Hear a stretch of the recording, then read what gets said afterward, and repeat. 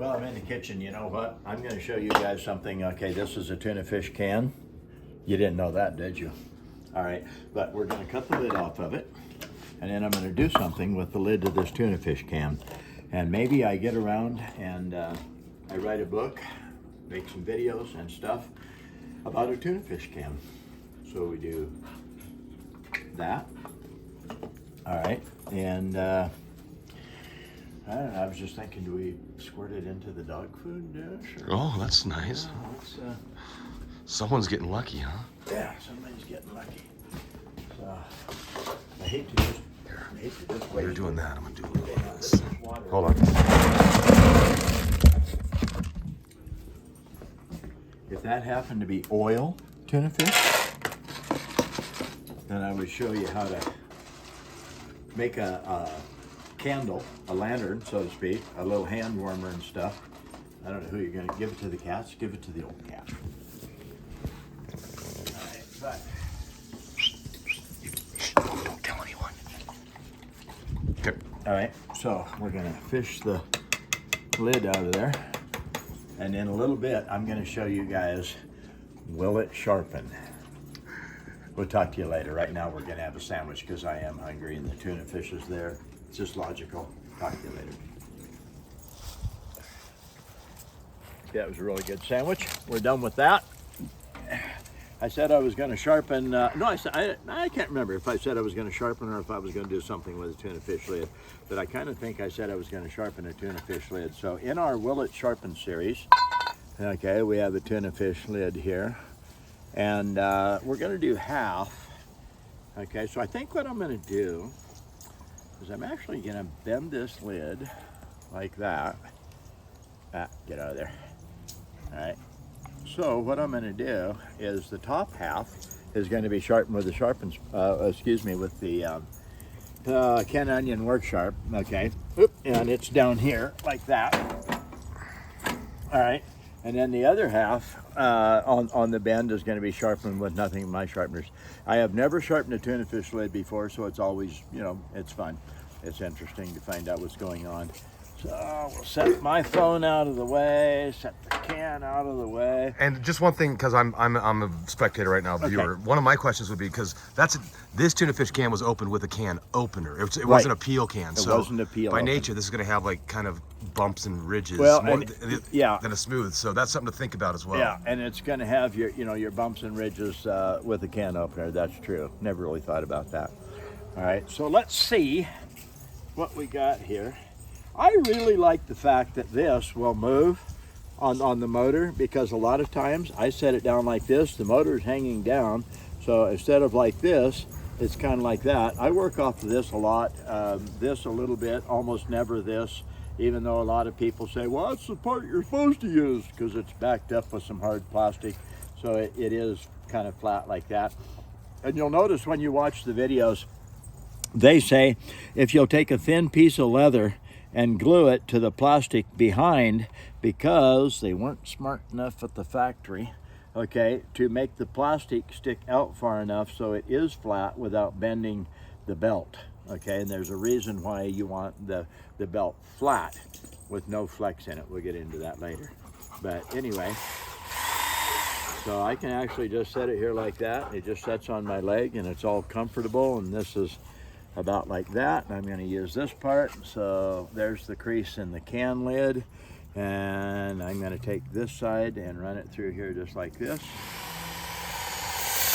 Okay, and it's going to be a little hard to cut paper because of all the little ridges and bumps and kinks and curls. That's why I want to do part 2 with a peel can. Okay, yeah, that would be a good idea. Yeah, just like that. Come right on around, then I'll turn it over. Do the same thing on this side. I am going to go towards the edge so that I can actually sharpen in those little indentations, the little bumps, the ridges, stuff like that. And turn it over and do the same thing here. Like that.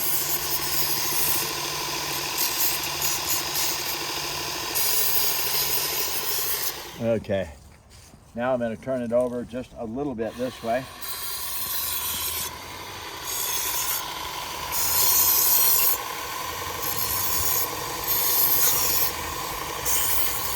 Okay, let's see.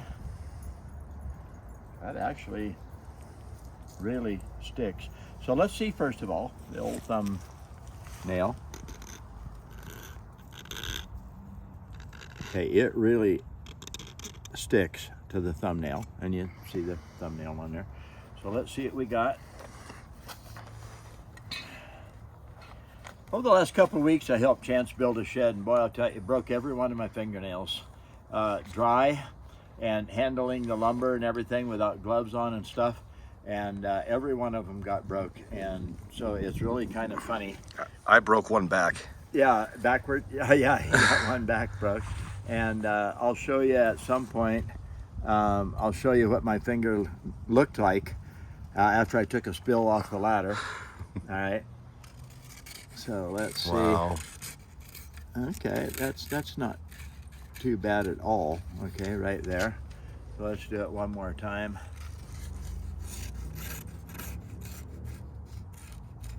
That would cut cheese. You know, actually, yeah, and that would cut, if you had to skin a rabbit or something, or even a deer, you know, and you might want to bend it over a little bit or something like that so you can get a hold of it better.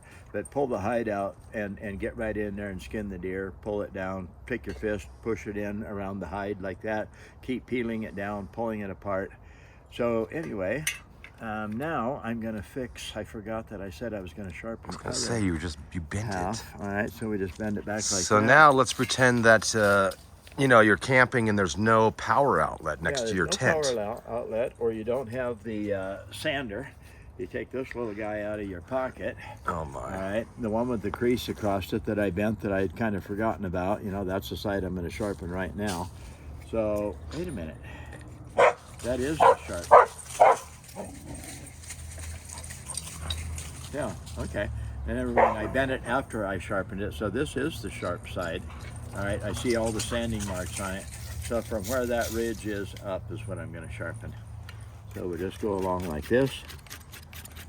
Tuna fish can is not hard. It is soft.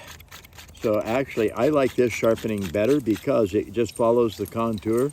Goes right down through the rounded holes, up over like this, down through the round, up over like that. So it's actually like sharpening a bread knife, serrated edge bread knife, just like that.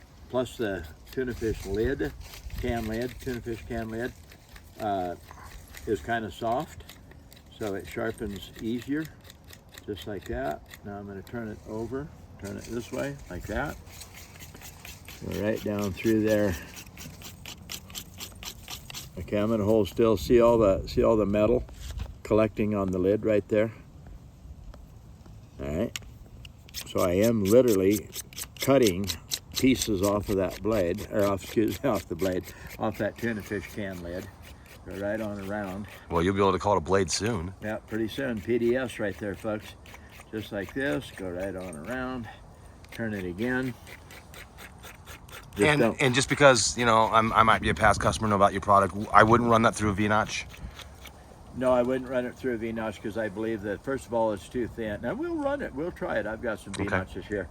It's going to stick and grab and jump and jerk and all that stuff. Especially with that serration going on. Yeah, and also because it's soft steel and because there's a lot of bumps, you know, there. So, you know, we're going to try it, but I would suggest that you don't, just like that.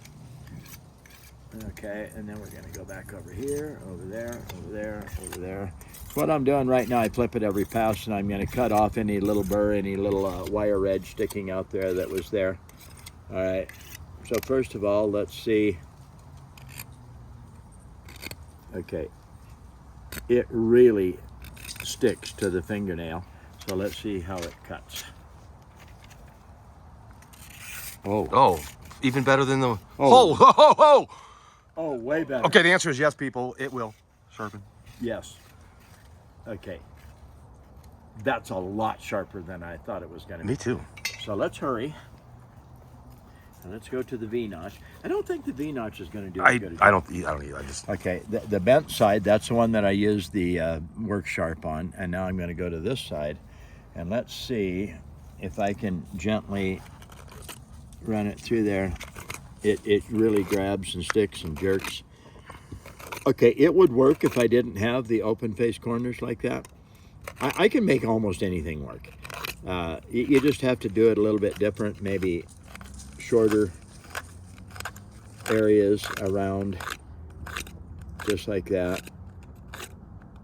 Now I'm going to turn it. Just don't try to press on it too hard at one time. It will definitely just stick. Just like that. Just like this. Go right on around. Will it sharpen? A series, will it sharpen? I've got a few videos already on there.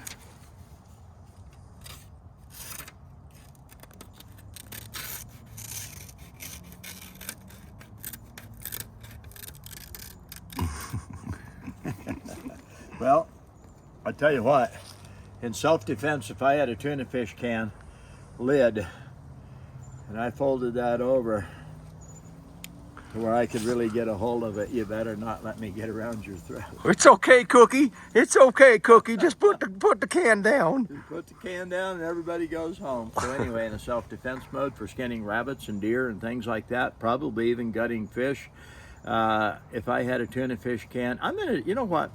If I had a tuna fish can, this is a prelude to a series, and it's going to be called The Mighty Little Tuna Fish Can and His Cousins.